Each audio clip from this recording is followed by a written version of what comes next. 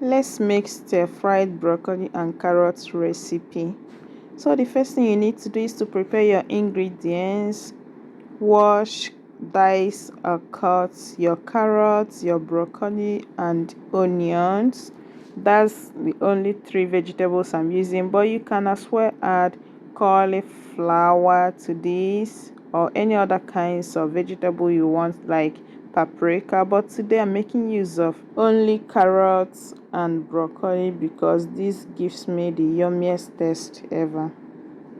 Make sure you cut and dice all the vegetables into almost the same size so that it will cook evenly.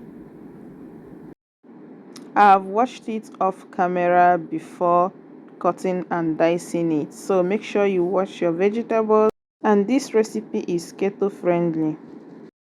I will also dice the onions into chunk sizes.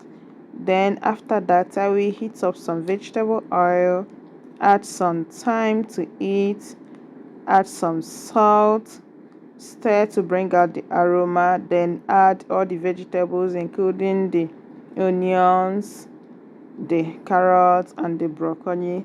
Start stirring it. I will add some pepper to this, and I'm adding chili pepper and black pepper. Then I will add some seasoning powder. I will give it a stir. Please don't leave it unattended so that it will cook evenly. If we leave it without stirring it, the ones under will cook while the ones on top will not cook, and before you know it we have a soggy vegetable.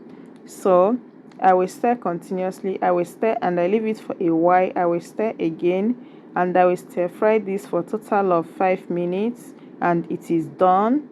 It tastes so yummy. You can use this to eat mashed potato, rice. You can even eat it like that. And this is how I'm eating mine. Thank you so much for watching. Bye.